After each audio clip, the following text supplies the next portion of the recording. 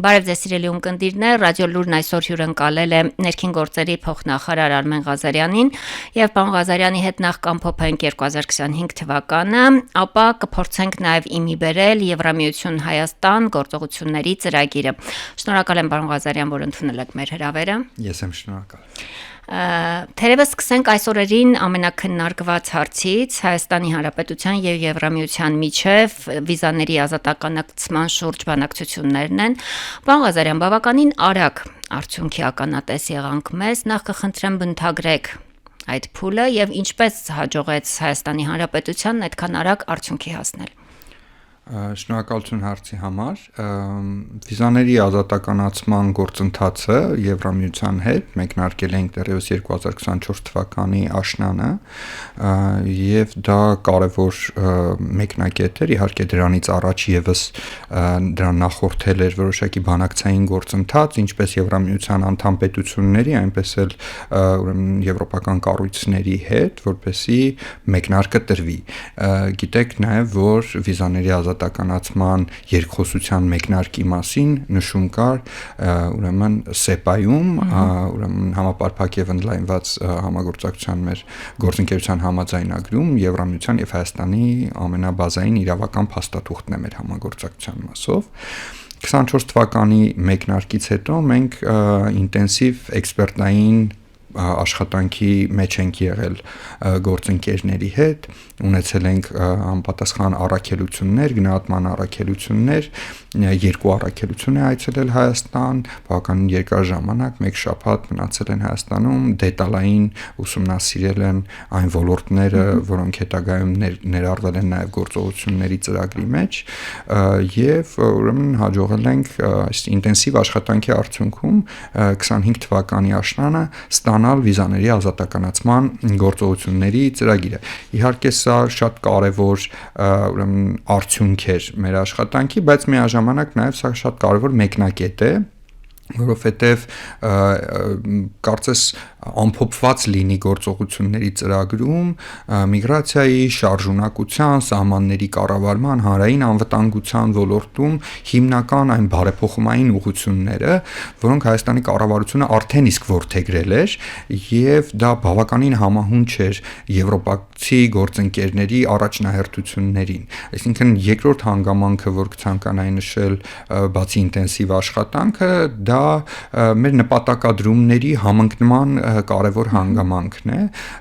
դա էլ թերևս նպաստեց, որ մենք կարողանանք այս կարճ ժամկետներում ստանալ այս արդյունքը, իրականում մեկնարկից ի վեր մինչև գործողությունների տրամադրումը ամենակարճ հնարավոր ժամկետներում Եվրամիությունը մեզ ներկայացրեց գործողությունների ծրագիրը։ Պարոն Ղազարյան, գնահատման առաքելությունը Հայաստանում էր, կասեք ինչ արձանագրեց։ Այո, սա արդեն խոսում ենք երկրորդ գնահատման փուլի մասին, նախորդ նշածներս այն նպատակով էին, որպեսզի մշակվեր գործողությունների ծրագիրը։ Հիմա մենք դեկտեմբերին ունեցանք նաև նոր գնահատման առաքելություն արդեն գործողությունների ծրագրի փոխանցման պայմաններում,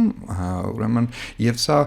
կարելի ասել այսպես բազային ուսումնասիրություններ, կրկին բոլոր 4 ոլորտները, 4 բլոկները, ավելի ճիշտ կլինի ասել, որ ներառված են գործողությունների ծրագրում, լինի դա փաստաթղթերի անվտանգություն, տվյալների անվտանգություն, սահմանային կառավարում, միգրացիայի կառավարում, ապաստանի ոլորտ, հանրային անվտանգություն, մարդու իրավունքներ, այս 4 խումբ ոլորտներով գնահատում է իրականացվել։ Արդյունքները մենք կստանանք 26 թվականին, սակայն տրամադրվածությունը եւ այն նախնական քննարկումները, որ ունենք ուրեմն փորձագետների հետ, հույս են ներշնչում, որ մենք բավականին այսպես արագ տեմպերով կկարողանանք առաջ շարժվել։ Նշեմ նաև, որ բացի 4 բլոկներից գործողությունների ծրագիրը բաժանված է 2 խումբ հենանիշների։ Հենանիշի տրամաբանությունը որն է, առաջին խումբ հենանիշները առնչվում են ուրեմն օրենսդրությանը եւ ռազմավարություններին, դիցուկ վերցնենք օրինակ փաստաթղթերի անվտանգության ոլորտը, արդյոք Հայաստանը ունի այն օրենսդրական բազան եւ ունի այն ռազմավարությունը, որով կհասնի անվտանգ փաստաթղթ փաստաթղթերի տրամադրմանը իր քաղաքացիներին եւ երկրորդ խումբենանիշները արդյոք կան այն պրակտիկաները, ֆիզիկական ենթակառուցվածքը, չգիտեմ, վերապատրաստված աշխատակազմը, որը կկարողանա ապահովել այդ օրենսդրության եւ այդ ռազմավարությունների պրակտիկ կիրառությունը։ Հիմա այս առաքելությունը, որ այցելել էր Հայաստան դեկտեմբերին, գնահատումը իրականացնում էր առաջին խումբենանիշների մասով, այսինքն օրենսդրություն եւ ռազմավարություններ։ Առաջիկա տարվա ընթացքում կհյուրընկալենք նաև երկրորդ խումբենանիշների գնահատող առաքելությանը եւ հուսանք 2026 թվականի կեսերին մենք կունենանք ուրեմն առաջընթացի զեկույցը։ Եվրամիությունը երկրների ուրեմն պրոգրեսը, առաջընթացը գնահատում է հենց այդ զեկույցների միջոցով եւ այդ զեկույցների ամփոփումն է, որ հնարավորություն է տալու Եվրոպական հանձնաժողովին դիմել Եվրոպական միության խորհրդին եւ առաջարկել ի վերջո, երբ հասնենք այդ վերջնակետին, ուրեմն ազատականացնել վիզային ռեժիմը Հայաստանի համար։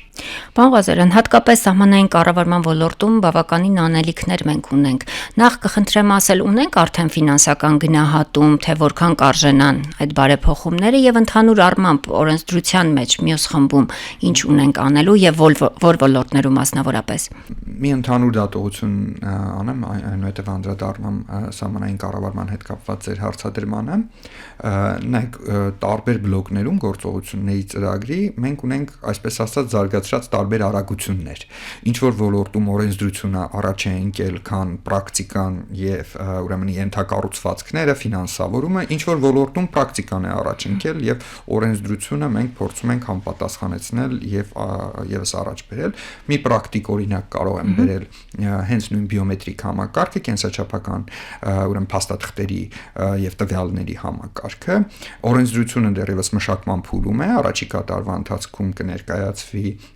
կառավարության այնուհետև խորհրդարանին, սակայն ենթակառուցվածքի ներդրման առումով մենք բավականին առաջընթաց ունենք։ Գիտեք, որ պետություն մասնավոր գործընկերությամբ ընտրվել է ոլորտի աշխարհի թերևս լավագույն ընկերություններից մեկը այս ոլորտում, բիոմետրիկ ոլորտում, եւ ուրեմն 6 ուղղություններով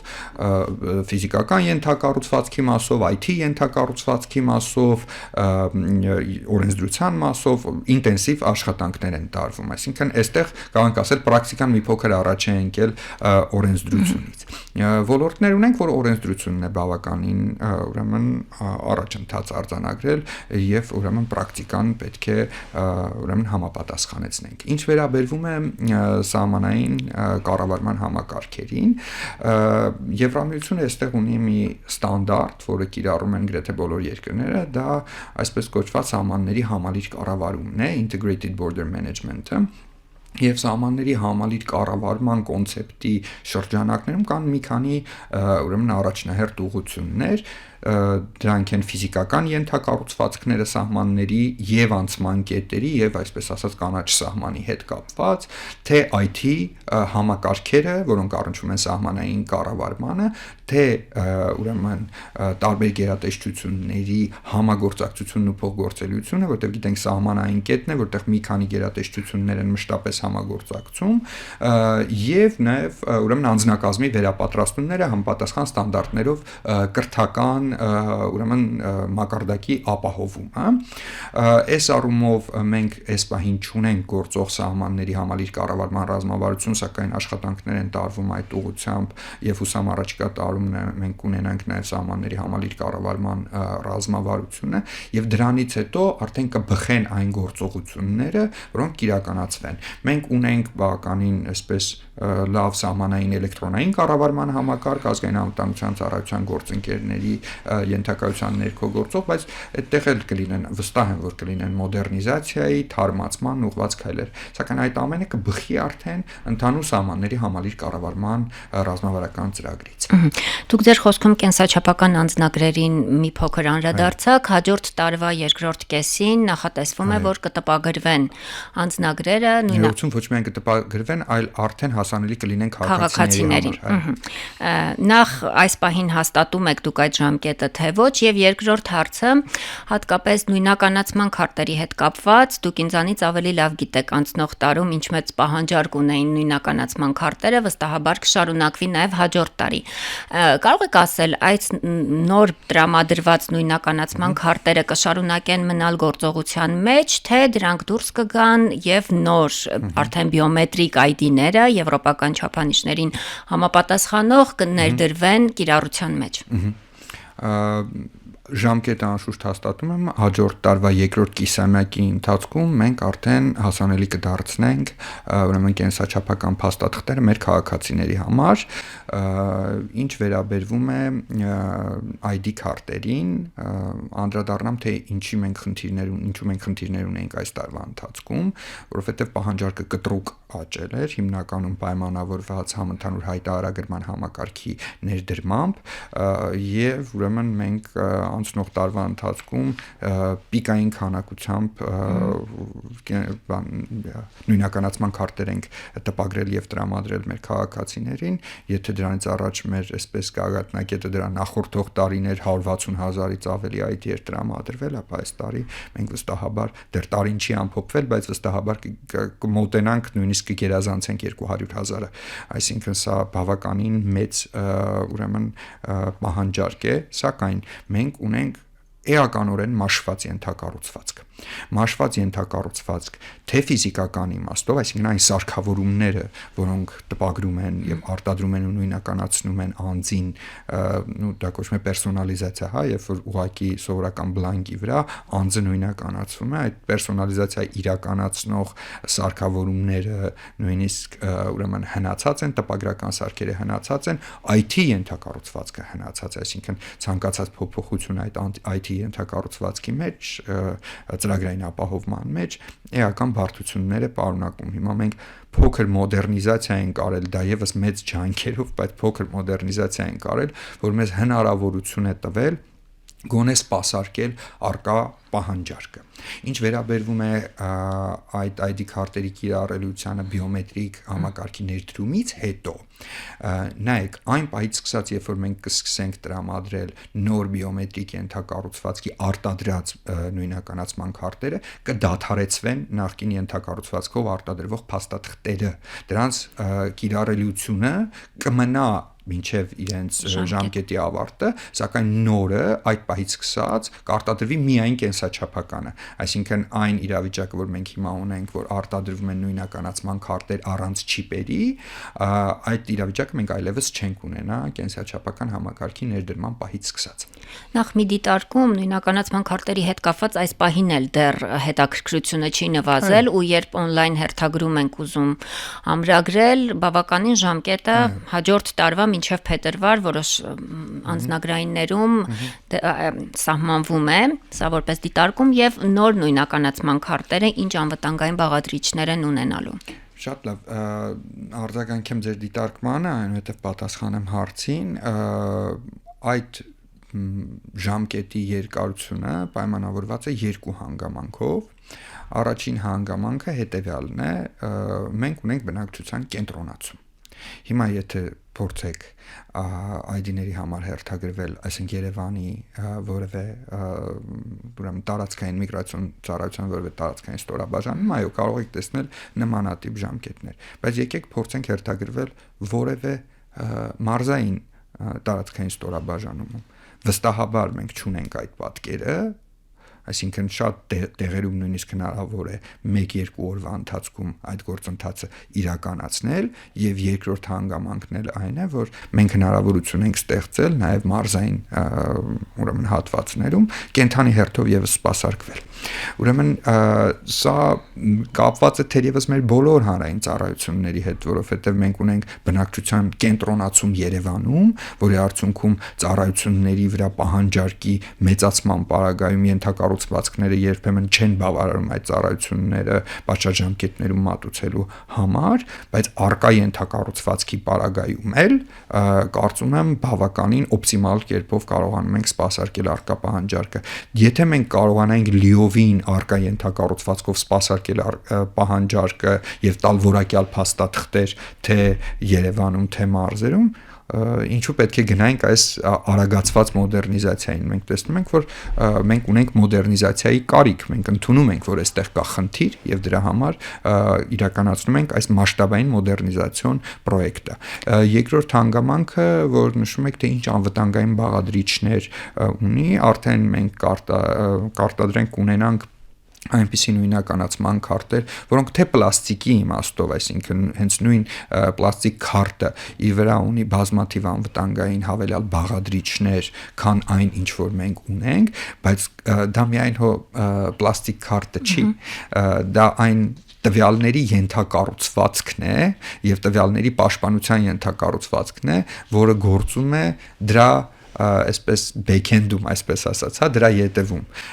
Եվ այստեղ մենք ունենանք էական փոփոխություն, էականորեն ավելի պաշտպանված համակարգ, թե կիբերանվտանգության տեսանկյունից, թե տվյալների պաշտպանության տեսանկյունից, ինչպես նաև կունենանք համապատասխան, ուրեմն էլեկտրոնային կրիչներ, ուրեմն մեր նույնականացման քարտերի վրա։ Պարոն Ղազարյան, նայեք, դուք ասում եք, որ եթե մարզեր գնան, մարզերից կկարողանան ավելի արագ ժամկետում նույնականացման քարտերը վերցնել։ Ես դա զուտ փաստ եմ արձանագրում։ Համաձայն եմ, բայց նայեք, քաղաքացու կենսական շահերի կենտրոնը Երևանն է, այստեղ է բնակվում, որքանով է ճիշտ կամ որքանով նա կարող է սոցիալապես ունենալ այն վիճակը, որ օրինակ Իջևան, Տավուշ, մի անգամ գնա հանձնի, վերադառնա 2 կամ 3 օր հետո նորից գնա վերցնի, այսինքն ձեր կարծիքով դա լուծում է, երբ Երևանի քաղաքացին վարչական շրջաններ, մոտ մարզեր ոչ մի խնդիր, բայց ես գիտեմ, վստահ եմ դուք էլ ինձանից ավելի լավ գիտեք, որ մոտ մարզերում էլ կա դեռ հերթը պահպանվում է, հետաքրքրությունը նույնականացման քարտերի դեպքում կա, ասեմ ավելին Երևանի որոշ վարչական այդ շրջանների ծառայություններում ավելի թեթև է հերթը, քան օրինակ Մասիսում, չգիտեմ, ավելի մոտ մարզերում։ Հիմա հարցս որքանով է արդար քաղաքացիներին ուղղորդել։ Կարծեմ ես քաղաքացիներին չէի ուղղորդում եւ նմանատիպ մղում ընդհանրապես չունեմ, զուտ արձանագրում եմ փաստը եւ փորձում եմ բացատրել այն իրավիճակը, որը ունենք, զուտ փորձում եմ արձանագրել, թե ինչ պատճառով է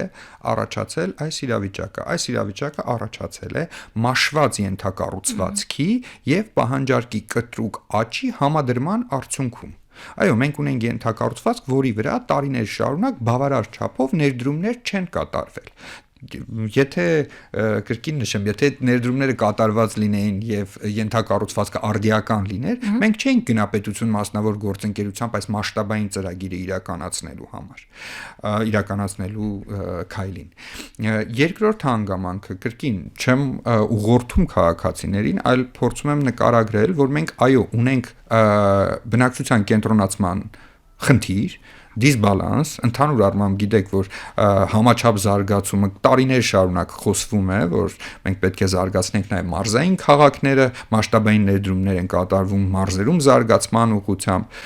անշուշտ ճիշտ է, դրա համար մենք որոշակի միջանկյալ լուծումներ ենք հիմա ներդնում, որպեսզի կարողանանք ենթակառուցվածքը պահել այնքան ժամանակ, պահել արդիական եւ պահել, չեմ կարող արդիական բառը թերևս սխալ է, պահել կենսունակ այնքան ժամանակ, մինչեւ նոր կենսաչափական համակարգը ավելի մեծ արտադրողականությամբ, ավելի մեծ կարողություններով կներդրվի եւ դրա համար օրինակ, մեկ օրինակ ձեզ բերեմ, ներդրել ենք նաեւ շրջիկ ծառայությունները։ Ներքին գործերի նախարարությունը ձեռք է բերել 3 տրանսպորտային միջոց, որոնք հագեցրել է համապատասխան ուրեմն տեխնիկայով, որոնք քաղաքացիներից վերցնում են օրինակ դիմումներ, Ղարաբաղից տեղահանված անձանցից նաև քաղաքացիության դիմումներ են վերցնում, վարորդական վկայականի փոխանակում են իրականացում, այսինքն ներքին գործերի նախարարության մատուցած հանրային ծառայությունները փորձում ենք ավելի հասանելի եւ մատչելի ուրեմն դարձնել քաղաքացիների համար։ Մի հանգամանք էլ բայց կցանկանամ շեշտադրել, այս միջանկյալ լուծումների շրջանակում մենք ներդրեցինք էլեկտրոնային հերթագրման համակարգը։ Հիմա արդեն չենք հիշում, որ մոտավորապես 1 տարի առաջ էլեկտրոնային հերթագրման համակարգը պարզապես չկար եւ հիշում եք եւ ֆիզիկական հերթերը անձնագրայինների դիմաց երբեմն վերածվում էին ծեծկրտուքի, ֆիզիկապես ծեծկրտուքի էին վերածվում։ Այո, օրը սկսվում էր առավոտյան 6-ին։ Անշուշտ, հիմա մենք չունենք այդ իրավիճակը, սա էլ պետք է նկատել։ Եվ երկրորդ հանգամանքը, ID-ի մասով չեմ ասի, նույնականացման քարտերի մասով չեմ ասի, որովհետեւ այո ունենք խնդիր, բայց անձնագրի մասով այս տարի առաջին անգամ պիկային սեզոնին, ամառային սեզոնին մեր տարածքային ստորաբաժանումներում անձնագրի համար շեշտում եմ, մեծ հերթեր չեն եղել, անձիկ 1-2 օրվա ընթացքում կարողանում էին փոխանակել իրենց ճամփորդական փաստաթուղթը եւ մեկնել իրենց հանգստի։ Վերջին տասնամյակի ընթացքում սա թերևս առաջին տարին էր, որ անձնագրի մասով մենք այդ խնդիրները չենք ունեցել։ Այսինքն խնդիրները արձանագրում ենք, խնդիրներից չենք թաքնվում եւ քայլ առ քայլ լուծելով գնում ենք առաջ։ Պարոն Ղազարյան, մի ճշտող հարցել ու անցնենք հաջորդ թեմային, եթե կարելի է նույնականացման քարտերը, կենսաչափական նույնականացման քարտերի մասին է խոսքը, կտպագրվեն կենսաչափական անձնագրերին զուգահեռ, թե դա ավելի ուշ ժամկետ կլինի։ Եկեք այդ դետալների մեջ դեռևս չմտնենք, որովհետև այդտեղ ունենք նաև աշխատանք մասնավոր գործընկերոջ հետ կապված իրենց ենթակառուցվածքի հասանելիության մասով, սակայն կարող եմ վստահեցնել, որ առնվազն թե անձնագրերը, թե նույնականացման քարտերը հաջորդ տարվա երկրորդ կիսամյակին հասանելի կլինեն մեր քաղաքացիների համար։ Շնորհակալ եմ։ Միգրացիոն ռիսկերի կառավարմանը, եթե անդրադառնանք, որը նույնպես շեշտադրվում է գործողությունների ծրագրում եւ շատ կարեւոր է ինչ է անում Հայաստանի Հանրապետությունը այս առումով եւ ինչ ռիսկեր եք անձամբ դուք տեսնում այս ոլորտում։ Շատ կարևոր հարց եք բարձրացնում, նայեք, միգրացիոն ռիսկերի կառավարման համար առաջին հերթին պետք է ունենան կարողություններ այդ միգրացիոն ռիսկերը գնահատելու։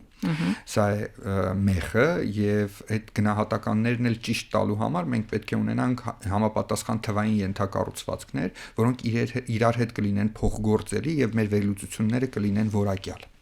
Այս առումով շատ կարևոր է, որ մենք հիմա բավականին լավ փոխգործելիություն ենք ապահովում նաև բնակչության պետական ռեգիստրի սահմանային էլեկտրոնային կառավարման համակարգի ուրեմն միջև,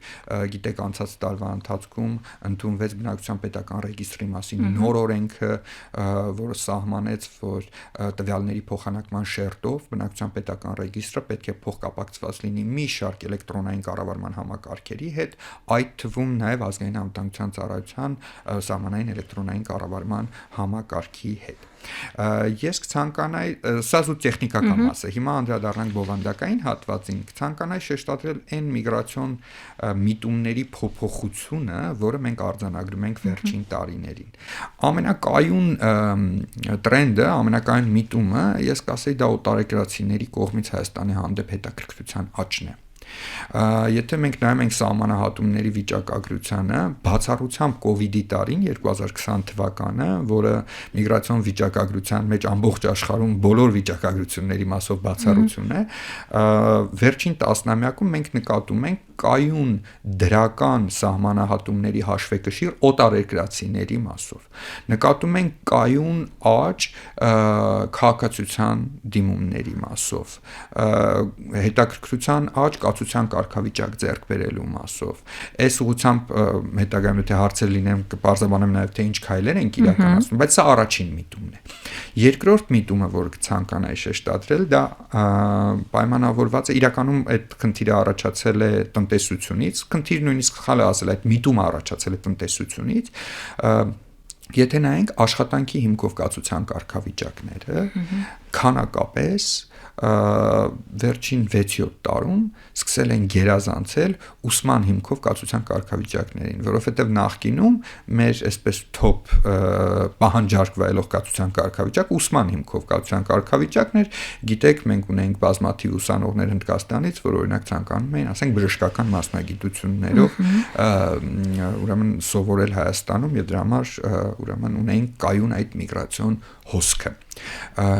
Իսկ հիմա տնտեսությունը առաջացրել է պահանջարկ, որը ուրեմն բավարարվում է օտարերկրյա աշխատուժի ներգրավմամբ։ Սրան գումարվեց նաև ուրեմն ռուս-ուկրաինական այս ռազմական գործողությունների հետևանքով Ռուսաստանից էական ներհոսքը, որը մենք օրինակ տեսնում ենք ԵԱՏՄ քաղաքացիների համար տրվող օրինական բնակության տեղեկանքներով, որտեղ գիտեք, ԵԱՏՄ երկրի քաղաքացին, եթե աշխատանքային գործունեություն է իրականացնում մեկ այլ ԵԱՏՄ երկրի տարածքում, ապա նա թույլատվական փաստաթղթի անհրաժեշտություն չունի, այսինքն աշխատանքի թույլտվություն չի տրվում, բայց հավաստվում է զուտ իր աշխատանքային գործունեության ընթացքում նրա օրինական բնակության ժամկետը։ Սա իրականում եւս հավելյալ աշխատուժ է, որ ներգրավվել է ուրեմն Հայաստանում։ Սա երկրորդ կարևոր միտումն է, եւ երրորդ կարևոր միտումը, որը փոքր է միտման տեսանկյունից, բայց էական է, որովհետև շարունակվում է արդեն, դա աշխատանքային միգրացիոն արտահոսքի որոշակի նվազումն է։ Չեմ կարող ասել մեծ նվազման մասին, բայց որոշակի նվազումն է։ Հիմա ներկայումս մեզ որոշակիորեն դժվար է այդ վիճակագրությունը ստանալ,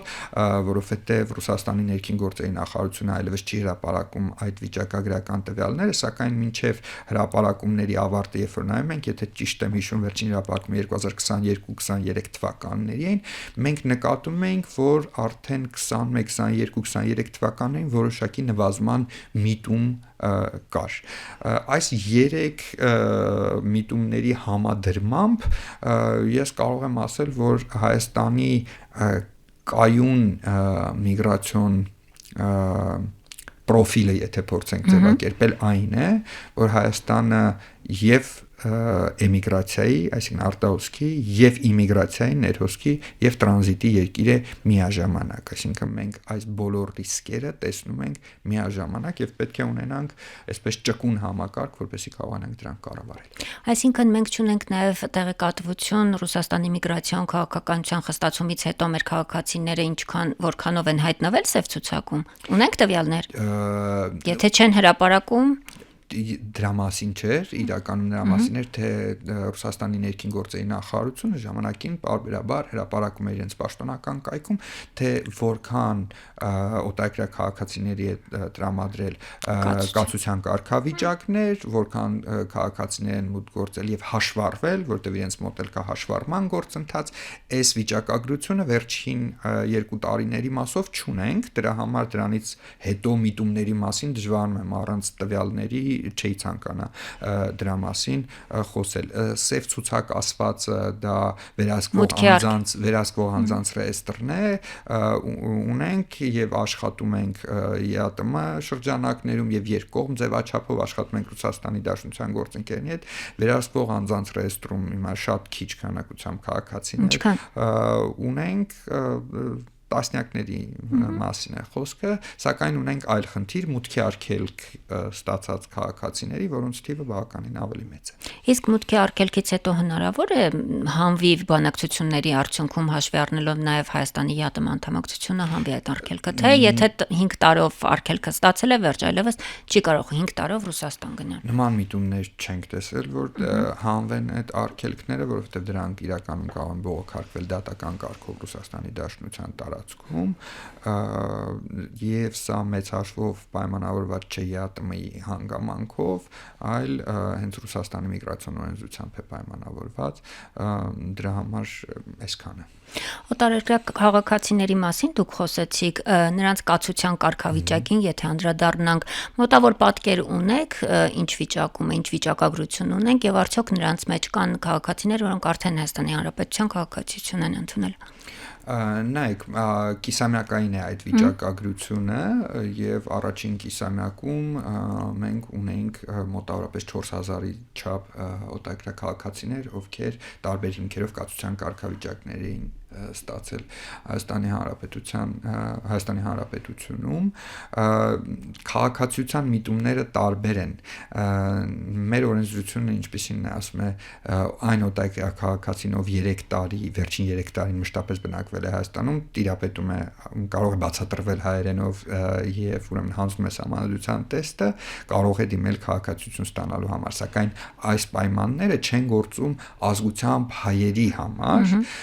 իսկ մեր քաղաքացիության դիմումների ճնշող մեծամասնությունը ազգությամբ հայերն են, այսինքն չենք կարող ասել, որ հենց այդ կացության գործընթացից է, որ այսպես օրգանական շարունակությամբ եկան եւ դարձան քաղաքացիներ, չէ,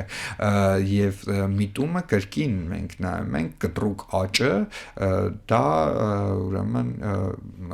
ռուս-ուկրաինական ռազմական գործողությունների հետևանքով 2022 թվականից հետո, երբ որ մենք արդեն տարեկան 20000-ից ավելի քաղաքացիության շնորհման դիմումներ ենք ստանում, որը պիկային թիվ է մեզ համար, նախկինում այդ թիվը թիվը, ասենք 19 թվականին 10,000-ից ավելի էր, էլի բավականին բարձր, բայց դրանից առաջ եթե նայենք, ամեն տարի 6,000, 7,000, իսկ ասենք 2000-ականների սկզբին տարեկան 3-4,000 դիմում է եղել, հա, հիմա սա կտրուկ անգամներով աճ է, դրա համար եւս օրինակ մենք հիմա քաղաքացիության ոլորտում էլ էական փոփոխություններ ենք իրականացրել եւ ներդրել ենք քաղաքացիության գործերի էլեկտրոնային կառավարման համակարգ, հունվարի 1-ից այն արդեն ուրեմն կգործի։ Պատրաստ է համակարգի դեպ։ Համակարգը պատրաստ է, մենք այսպես ասած նախամեկնարկը տվել ենք, pre-launch ասվածը տվել ենք, քաղաքացիները կարողանում են դիմումները արդեն ներկայացնեն եւ այսպես նախնական աշխատանքներ իրականացում են հունվարի ուրեմն առաջին օրերից արդեն համակարգը ամբողջությամբ կգործի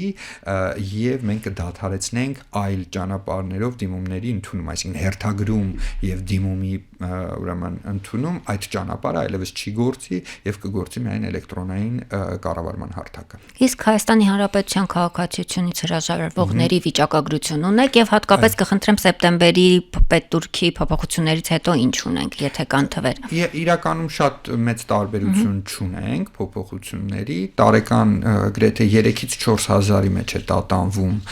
ուրեմն քաղաքացիության դադարեցման դիմումները, այս տարի եւս 4,000-ից մի փոքր ավել է, դեռ կրկին տարին չի ավարտվել, ամփոփված չի, բայց 4,000-ից ավել է, հիմնականում լինում է 4,000-ից ավել դիմում եւ 3,000-ից որոշակ մի փոքր ավել ուրեմն դադարեցում, դա էլ ինչով է պայմանավորված, որ գործերը դեռևս վարույթի փուլում են, հա, ընթացիկ փուլում են։ Պարոն Ղազարյան, Հայաստանի Հանրապետության եւ Եվրամիության միջև այս բանակցությունների վերջին արդյունքը վիզաների ազատականացումն է։ Այո։ Երբ ենք տեսնելու դա։ Երբ որ գործողությունների ծրագիրը կավարտվի, մենք իմպլեմենտացրած կլինենք եւ երբ որ Եվրոպական հանձնաժողովը կդիմի Եվրոպական միության խորհրդին եւ երբ որ Եվրոպական միությունը կկայացնի համապատասխան որոշումը։ Ես զուտ ասեմ, թե ֆիզիկապես ինչ տեսք ունի վիզաների ազատականացման գործողությունը։ Եվրոպական միության խորհուրդը, որտեղ ներկայացված են Եվրոպական միության անդամ բոլոր պետությունները, պետք է փոփոխություն կատարի Եվրամիության վիզաների, այսպես ասած, օրենսգրքում, հա, վիզա կոդի մեջ։ Եվ այն երկրների ցանկում, որոնց համար վիզայի անհրաժեշտություն չկա կարճաժամկետ այցելությունների համար, պարզապես պետք է գրվի Հայաստան բառ, այսինքն տեխնիկապես վիզաների ազատականացում նշանակում է 1 բառի ավելացում վիզաների կոդում Եվրամիության։ Իսկ ինչպես է կայացվում այդ որոշումը։ Իրավական տեսանկյունից դա կարող են կայացնել Եվրամիության խորհրդում ներկայացված անդամ պետությունները 2/3-ով, սակայն փորձառությունը, իրավական փորձառությունը Եվրամիության ցույց է տվել, որ բոլոր այն երկրները, որոնց պարագայում նման որոշում կայացվել է, իսկ այդ երկրների քանակը 8-ն է, այդ երկրների համար միայն միաձայնությամբ է կայացվել որոշումը։ Այսինքն չեմ կարծում, որ Եվրամիությունը կշեղվի այս կայուն պրակտիկայից, որ ունեցել է։ Այսինքն, երբ որ հարցնում եք, երբ կազատականացվի վիզաները Հայաստանի համար, այն ժամանակ, երբ որ Եվրոպական միության խորհուրդը կկայացնի համապատասխան որոշում։ Եթե որևէ երկիր չի համաձայնում, ինչ է լինում այս դեպքում, շարունակվում է բանակցություններ, աշխատանքներ։ Գիտեք, օրինակ երկրներ կան, մեր հարևան Թուրքիան արդեն 10-ամյակից ավել բանակցում է այս հարցի շուրջ Եվրոպական միության հետ եւ որոշում դեռևս չի կայացվել, սակայն այն տրամադրվածությունից, այն պատրաստվածությունից, որ ունի Եվրոպական միությունը եւ այն ջանքերից, որոնք գործադրում է Հայաստանի Հանրապետության կառավարությունը, կարծում եմ, որ մենք չենք ունենա այն իրավիճակը, որ ինչ որ երկիր կարող է չհամաձայնվել։ Լավ, վերջերս Գերմանիայի դեսպանը առաջինը հայտարարեց, վարչապետն էլ փոխանցեց նրա հայտարարությունը, որ հաջորդ տարեսկզբին, մասնավորապես փետրվարին արդեն Հայաստանի քաղաքացիները կկարողանան հեշտացված կարգով մեկնել Գերմանիա։ Ինչ է սա նշանակում։ Դերևս ճշգրտենք հայտարարությունը, դա այն մասին էր, որ հերթագրման համակարգը կբարելավի Գերմանիայի դեսպանությունում եւ նմանատիպ մեծ հերթեր չեն լինի, դա կարող են ենթադրել, որ Գերմանիայի գործընկերները պետք է ավելացնեն իրենց հյուպատոսական կարողությունները եւ բարելավեն հերթագրման համակարգը։ Դրա մասին է խոսքը։ Միայն հերթագրման համակարգին։ Եվ ենթադրում եմ կբարելավեն նաեւ հյուպատոսական կարողությունները, գիտեք ինչ, որովհետեւ հիմա եթե հերթագրման համակարգը լավն է, ընդունում են մեծ քանակությամբ գործեր, բայց գործերը վարելու համար համապատասխան քանակությամբ հյուպատոսական կարողություններ եւ մասնագիտական կարողություններ չկա, իրավիճակը կմնա նույնը, դրա համար վստահաբար նաեւ հյուպատոսական կարողությունների վրա շեշտադրում կլինի։ Վիզաների ազատականացումից հետո ինչ է սպասվում Հայաստանի քաղաքացիներին, նրանք ինչ են անելու Եվրոպայում, խնդրում եմ մեկ անգամ եւս հստակեցրեք։ Նայեք, վիզաների ազատականացում նշանակում է մեկ տեսակի վիզայի պահանջի հանելը։ Դա կարճաժամկետ Շենգենյան տարածքի այցելության C տեսակի 180 օրվա ընթացքում 90 օր այցելության վիզայի պահանջի վերացումն է։ Մեր քաղաքացիների ճնշող մեծամասնությունը, ովքեր ճամփորդում են Եվրոպական միության տարածքում, ճամփորդում են հենց այդ տեսակի վիզաներով։ Այսինքն չենք խոսում աշխատանքի հնարավորության մասին, չենք խոսում բուժման հնարավորության մասին, չենք խոսում ուրեմն այլ երկրների ազգային վիզաներ ստանալու մասին, այլ խոսում ենք միայն Շենգեն կարճաժամկետ վիզայի պահանջի վերացման մասին, սակայն դա ինքնին շատ մեծ քայլ է, որովհետև ինչպես նշեցի, մեր քաղաքացիների ճնշող մեծամասնությունը հենց այդ տեսակի վիզայով է ճամփորդում Եվրամիության տարածքը։ Ինչպես է կառավարելու միգրացիոն հոսքերը։ Այդուհանդերձ, եթե վիզաների ազատականացումից հետո անկառավարելի իրավիճակ ստեղծվի, դուք ունեք այդ մտահոգությունը, թե ոչ։ Ու կխնդրեմ նաև ռեադմիսիոն հայցերին էլ անդրադառնաք։ Շատ բարի։ Ես պրակտիկորեն վստահ եմ, որ մենք չենք ունենա անկառավարելի վիճակ, ինչը պայմանավորված է թե Եվրամիության քաղաքականությամբ, թե Հայաստանի կարողությունների զարգացմամբ, թե երկու կողմերի փոխգործակցության միջոցով միգրացիոն հոսքերը կառավարելու փորձառությամբ։ Շատ ճիշտ նշեցիք շեշտադրումը ռեադմիսիոն գործերի նկատմամբ։ Ինչ է ռեադմիսիան իրենից ենթադրում։ Ենթադրում է, եթե անձը Եվրոպական միության տարածքում հայտնվում է անօրինական կամ անկանոն կարգավիճակում, Եվրոպական միության գործընկերները կամ անդամ պետությունների գործընկերները օրինակ չեն կարողանում նույնականացնել անձին, դիմում են հայկական կողմին, մենք հնարավորինս արագ նույնականացնում ենք անձին եւ հետ ենք ընդունում այդ անձին։ Մենք ունենք գրեթե 90%-անոց դրական պատասխանների ցուցիչ Եվրամիությունից ստացված ռեադմիսիոն հայցերի պարագայում, այսինքն հիմա եթե Եվրոպական միության գործընկերներին էլ հարցնեք, թերևս շատ քիչ են, մատների վրա կարելի է հաշվել այն պետությունները, որոնք այսքան դրականորեն համագործակցում են ռեադմիսիայի ուղղությամբ։ Սա մեկ կառավարման գործիք, որ միգրացիոն հոսքերը չեն լինի անկառավարելի։ Երկրորդ հանգամանքը դա նաև պայմանավորված է մեր քաղաքացիների վարքաբանությամբ, այսպես ասեմ։ Նայեք, մեր հարևան Վրաստանի փորձառության վրա դիտենք սա։ Մինչև վիզաների ազատականացումը Վրաստանի համար Վրաստանի քաղաքացիների կողմից Եվրամիության տարածքում առաջին անգամ ապաստանի հայցերը տարեկան գերազանցում էին 10,000-ը։ Մենք նմանատիպ թվեր երբեք չենք ունեցել։ Մեր պիկային տարին եղել է 2016-ը, 8000-ից ավելի առաջին անգամվա ապաստանի հայց է եղել Եվրամիության տարածքում Հայաստանի քաղաքացիների կողմից, այնուհետև մենք տեսնում ենք էական նվազում մինչև կոവിഡ്ի տարին կտրուկ նվազում մինչև 1200 մի քիչ, եւ դրանից հետո որոշակի աճ, որովհետեւ իրականում դա բնականon նվազում չէր, այլ կտրուկ նվազում էր, եւ անցած տարի այդ թիվը կրկին գրեթե 5000-ի չափ է, մենք չենք հասնում այդ պիկային տարին։ Ինչ եղավ վիզաների ազատականացումից հետո Վրաստանի պարագայում այդ թիվը կրկնապատկվեց եւ անցավ նույնիսկ մոտավորապես 30,000-ը։ Մեր պարագայում նախ չեմ ակնկալում այդ կրկնապատկումը, բայց եթե նույնիսկ կրկնապատկում լինի, այդ թվերին երբեք չի էլ հասնի եւ այն ինֆորմացիոն արշավները, քաղաքացիների տեղեկացումը, բացատրությունը, հենց այս աշխատանքը, որ հիմա մենք անում ենք միասին, բացատրենք քաղաքացիներին, թե ինչ է իրենից ենթադրում Եվրամիության հետ վիզաների ազատականացումը, դա էական է, որպեսզի մեր քաղաքացիները կարողանան իրենց վարք համապատասխանաբար կառուցել, որ եթե իմանան, որ ասենք ինչ որ պարագայում հայտնվեն անկանոն իրավիճակում այնտեղ, հետ են ուղարկվելու։ Եթե կամավոր հետ չվերադառնան, հարկադրաբար են հետ ուղարկվելու։ դա ավելի տհաճ իրավիճակներ կարող է ստեղծվել։ Գիտենք բազմաթիվ նմանատիպ պատմություններ, պրակտիկայում էլ ենք առնչվել նմանատիպ իրավիճակներին, հատկապես դա էական բացասական ազդեցություն է ունենում երեխաների վրա, երեխաների հոգեբանության վրա եւ բազմաթիվ նմանատիպ խնդիրներ, որովհետեւ մեր քաղաքացիներին բացատրենք, որ վիզաների ազատականացումը չի նշանակում ծրի առողջապահություն Եվրոպական միության տարածքում եւ դա կարող է բացասական հետևանքներ ունենալ իրենց կյանքերի վրա։ Դուք սահուն անցաք իմ հաջորդ հարցին։ Հայաստանում ներդրվում է առողջության ապահովագրության ինստիտուտը եւ այս համակարգի ներդրումից հետո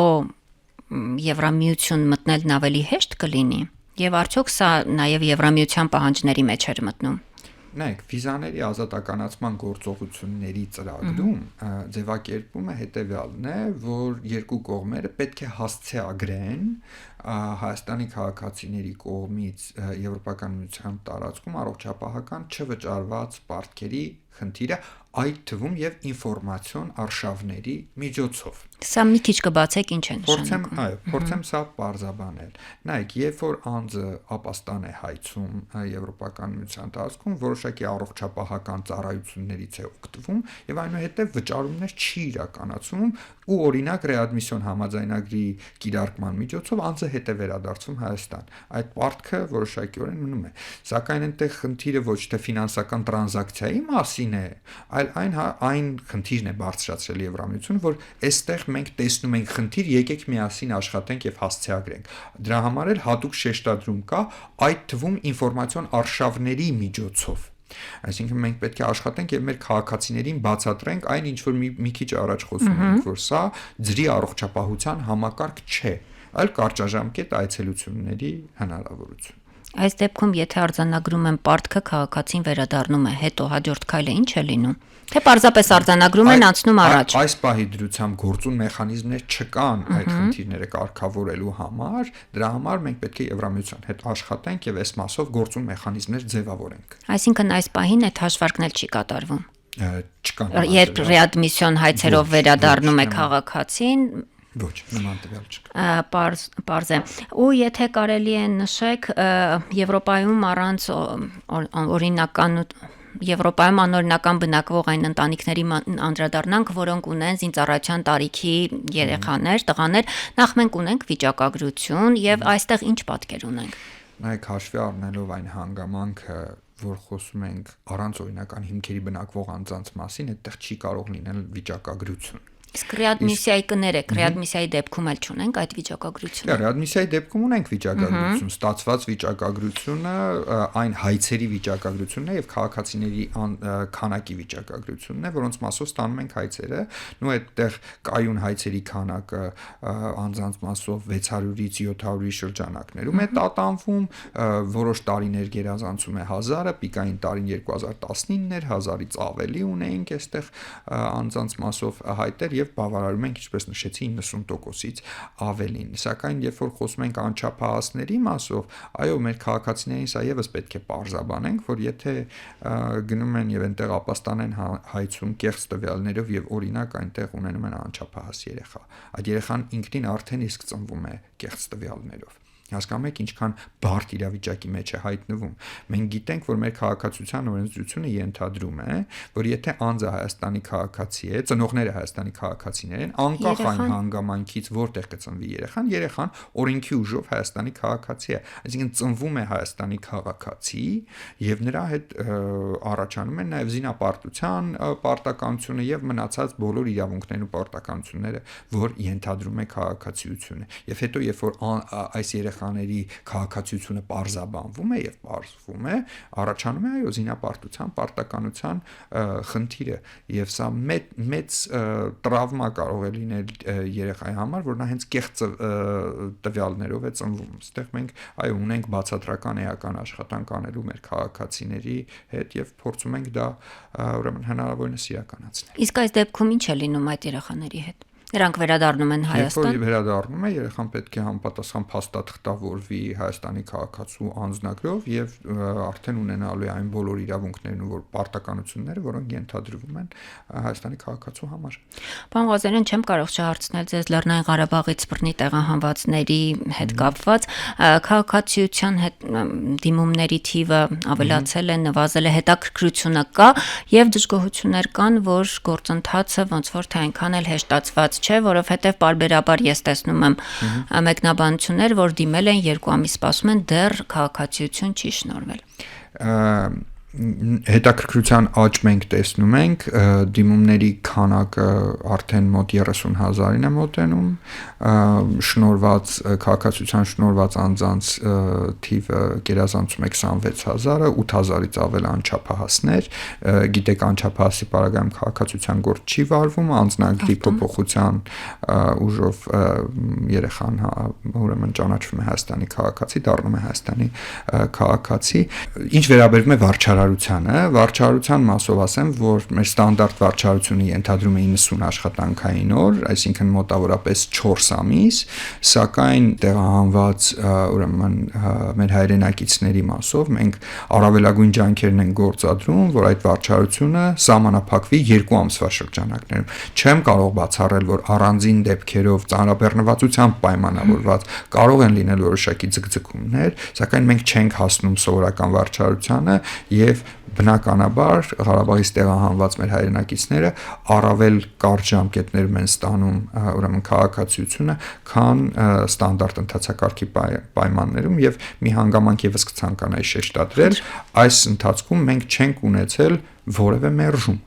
Չի եղել տեղահանված որևէ անձ, որի քաղաքացիության դիմումը մերժված լինի։ Իսկ փաստաթղթերի հետ կապված խնդիրները շատ են։ Փաստաթղթերի հետ կապված այո, կարող են առաջանալ խնդիրներ,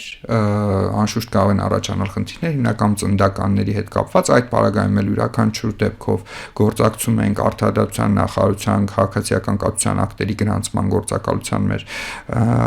գործընկերների հետ եւ փորձում ենք լուծել յուրաքանչյուր ուրեմն գործով այդ խնդիրը։ Ամենակարևոր հարցը, որ կուզենայիք ձեզ տրվեր, բայց չտրվեց այս զրույցի ընթացքում։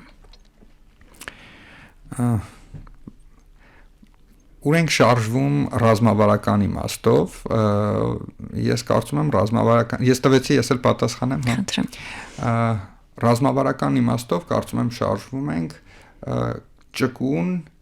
եւ արդյունավետ միգրացիոն համակարգի ձևավորման ուղղությամբ, որը արդիական կլինի ժամանակակից մարտահրավերներին։ Շնորհակալ եմ։